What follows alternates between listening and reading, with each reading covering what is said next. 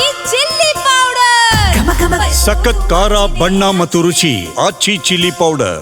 ವಿಧಾನಸಭೆಯ ಜಂಟಿ ಅಧಿವೇಶನಕ್ಕೆ ರಾಜ್ಯಪಾಲರು ಬರ್ತಾರೆ. ಸರ್ಕಾರಕ್ಕೆ ಲೋಕಭವನದ ಅಧಿಕಾರಿಗಳು ಅಧಿಕೃತವಾಗಿ ಮಾಹಿತಿಯನ್ನು ರವಾನಿಸಿದ್ದಾರೆ. 11 ಗಂಟೆಗೆ ಜಂಟಿ ಅಧಿವೇಶನವನ್ನು ಉದ್ದೇಶಿಸಿ ರಾಜ್ಯಪಾಲರ ಭಾಷಣ ಇರುತ್ತೆ. ಹೈಡ್ರಾಮಕ್ ಸಾಕ್ಷಿಯಾಗುತ್ತಾ ಇವತ್ತಿನ ಜಂಟಿ ಅಧಿವೇಶನ. ರಾಜ್ಯಪಾಲರ ಆಗಮನದ ಬಗ್ಗೆ ಸಿಎಂಗೆ ಮಾಹಿತಿಯನ್ನು ಕೊಟ್ಟಿದ್ದಾರೆ ಸಿಎಸ್. ವಿಧಾನಸಭೆಯ ಜಂಟಿ ಅಧಿವೇಶನಕ್ಕೆ ರಾಜ್ಯಪಾಲರು ಬರೋದು ಕನ್ಫರ್ಮ್ ಆಗಿದೆ. ಈ ಮೂಲಕ ಸಾಂವಿಧಾನಿಕ ಬಿಕ್ಕಟ್ಟು ಎದುರಾಗುತ್ತೆ ಅನ್ನುವಂತಹ ಪ್ರಶ್ನೆಗೆ ತೆರೆ ಬಿದ್ದಿದೆ. ರಾಜ್ಯಪಾಲರು ಒಂದು ಸಂವಿಧಾನ ಅದ ಅಧಿಕಾರವಂತಹ ಆ ಒಂದು ಸಂಸ್ಥೆ ಇದರ ಮಧ್ಯೆ ಎಲ್ಲಿಯೂ ಕೂಡ ಸಂಘರ್ಷ ಮಿತಿ ಮೀರಿ ಎಲ್ಲಿಯೂ ಕೂಡ ಹೋಗಲಿಲ್ಲ. ಯಾವುದೇ ಅಂಥ ಒಂದು ವಿಚಾರದ್ದು ಕೂಡ ಶಿಷ್ಟಾಚಾರಕ್ಕೆ ಅನುಗುಣವಾಗಿ ಸಂವಿಧಾನಕ್ಕೆ ಅನುಗುಣವಾಗಿ ಪರಸ್ಪರ ಸಹಕರಿಸಿಕೊಂಡು ಮುಂದೆ ಹೋದದ್ದು ಕೂಡ ಇತಿಹಾಸ ಇದೆ. ಆದಾಗ ನನಗೆ ವಿಶ್ವಾಸ ಇದೆ ಸರ್ಕಾರ ಮತ್ತು ರಾಜ್ಯಪಾಲ ಎರಡು ಸಂಸ್ಥೆ ಕೂಡ ಒಟ್ಟೊಟ್ಟಿಗೆ ಒಗ್ಗಟ್ಟಿನಲ್ಲಿ ಸೌಹಾರ್ದತೆಯಿಂದ ಆ ಒಂದು ಸಂಘರ್ಷಕ್ಕೆ ಯಾವುದೇ ಹಾಗಿಲ್ಲದೆ ಕರ್ನಾಟಕ ದೇಶಕ್ಕೆ ಮಾದರಿಯ ರೀತಿಯಲ್ಲಿ ಅದು ಇವತ್ತಿನ ನಮ್ಮ ಅಧಿವೇಶನ ನಡೀತದೆ. ಸರ್ ಬರ್ತಾರಾ ಅಂತ ಕೇಳಿದ್ರೆ ಸರ್ ಬರ್ತಾ ಇದ್ದಾರಾ ಸರ್ ಬರ್ತಾ ಇದ್ದಾರಾ ನೋಡಿ, ನಾನು ಅದನ್ನು ಹೇಳ್ತಾ ಇದ್ದೇನಲ್ಲ, ಇವತ್ತು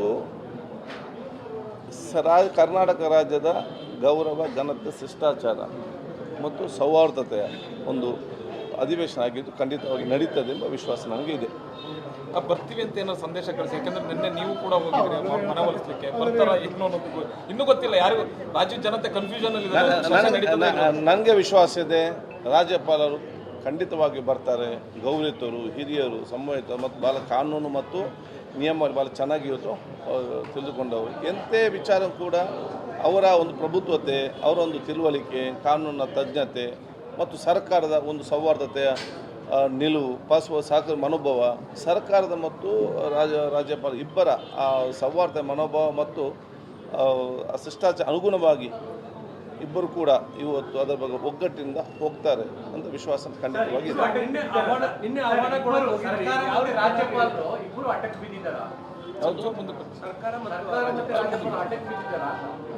ನೋಡಿ, ಸೌಹಾರ್ದತೆಯಂತೆ ಪ್ರೀತಿಯಿಂದ ಇದ್ದಾರೆ, ವಿಶ್ವಾಸ ಇದ್ದಾರೆ, ಪರಸ್ಪರ ಒಬ್ಬರಿಗೊಬ್ಬರು ಸಹಕಾರ ಖಂಡಿತ ಕೊಡ್ತಂತ ಹೇಳಿದ ನಂತರ ಅಲ್ಲಿ ಹಠದ ಪ್ರಶ್ನೆ ಬರುವುದಿಲ್ಲ. ರಾಜ್ಯಪಾಲರ ನೇಮಕ ಹೇಗಾಗುತ್ತೆ? ಕೇಂದ್ರ ಸರ್ಕಾರದ ಶಿಫಾರಸ್ಸಿನ ಮೇಲೆಗೆ ರಾಷ್ಟ್ರಪತಿಗಳು ರಾಜ್ಯಪಾಲರ ನೇಮಕವನ್ನು ಮಾಡ್ತಾರೆ. ಈಗ ಇದೇ ರಾಜ್ಯಪಾಲರಾದಂತಹ ತಾವರ್ ಚಂದ್ ಗೆಹ್ಲೋಟ್ ಅವರು ಜೀರಾಮ್ಜಿಯನ್ನು ಟೀಕಿಸಿ ಬರೆದುಕೊಟ್ಟಂತಹ ಭಾಷಣವನ್ನು ಓದ್ತಾರಾ ಅನ್ನೋದು ಪ್ರಶ್ನೆ. ನಿನ್ನೆಯೇ 11 ಪ್ಯಾರಾವನ್ನು ತೆಗೆದು ಹಾಕೋದಕ್ಕೆ ಸೂಚನೆಯನ್ನು ಕೊಟ್ಟಿದ್ದಾರೆ. ಆ ಪ್ಯಾರಾವನ್ನು ತೆಗೆದಿಲ್ಲ ರಾಜ್ಯ ಸರ್ಕಾರ. ಈಗ ರಾಜ್ಯಪಾಲರ ನಡೆ ಮತ್ತಷ್ಟು ಕುತೂಹಲವನ್ನು ಕೆರಳಿಸ್ತಾ